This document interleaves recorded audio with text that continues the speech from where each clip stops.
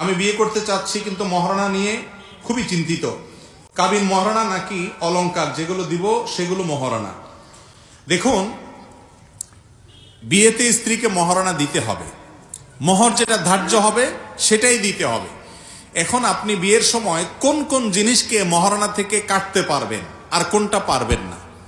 আমাদের দেশে সাধারণত বিয়ের যে বাজার করা হয়, এই বাজারের যে ফর্দ থাকে 50,000, 1 লাখ, 1.5 লাখ টাকার যে বাজার করে, স্বর্ণ গহনা, কাপড় চোপড় এবং কসমেটিক্স ইত্যাদি মিলে যত কিছু কিনে, এই সবগুলোর ফিগারটা বিয়ের সময় কাজী সাহেবকে বলে, কাজী সাহেব লেখেন এত টাকা উসুল। আছে না নাই আপনাদের দিকে? করতে পারবেন আর কোনটাতে করতে পারবেন না এটা আপনাকে জানতে হবে। আপনি যদি কোনো স্বর্ণ গহনা দেন, সেটা যেই দাম দিয়ে কিনেছেন সেই দামটা আপনি উসুল লিখতে পারবেন মহারণা থেকে, এটা ঠিক আছে। কিন্তু স্ত্রীকে পরার জন্য শাড়ি কিনে দিয়েছেন, আপনি নতুন বিয়ে করেছেন, ধরেন 2টা বা 3টা শাড়ি কিনে দিয়েছেন, এই শাড়ি অথবা 3 পিস কিনে দিয়েছেন বিয়ের সময়, এই শাড়ি বা 3 পিস এটা তো তার মৌলিক প্রয়োজন, এটা তো দিতেই হবে।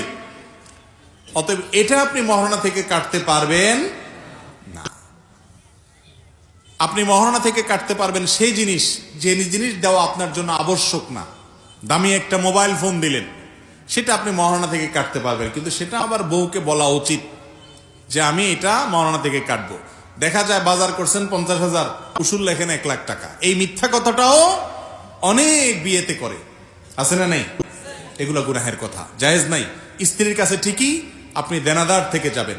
অতএব আপনি স্ত্রীর যে মৌলিক প্রয়োজন আছে, খাবার দাবারের জন্য আপনি তাকে টাকা পয়সা দিচ্ছেন, বাজার সদার জন্য টাকা পয়সা দিচ্ছেন, সংসার চালাচ্ছেন, অথবা তারে যে ভরণ পোষণ দিচ্ছেন, অর্থাৎ মৌলিক প্রয়োজন পূরণ করছেন, সেটা আপনি মহারণা থেকে কাটতে পারবেন। অতএব পরনের শাড়ি কিনে দিয়ে মহারণা থেকে কাটা যাবে।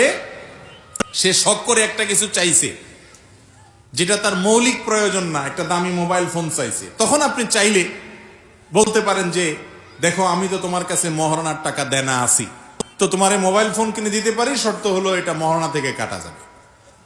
এটা যদি বিবি সাহেবা বেগম সাহেবা রাজি হয়, আপনি কিনে দিলেন, তাহলে 1 গুলিতে 2 শিকার। বিবি সাহেবও খুশি হয়ে গেল, মহারণাও আদায় হয়ে গেল।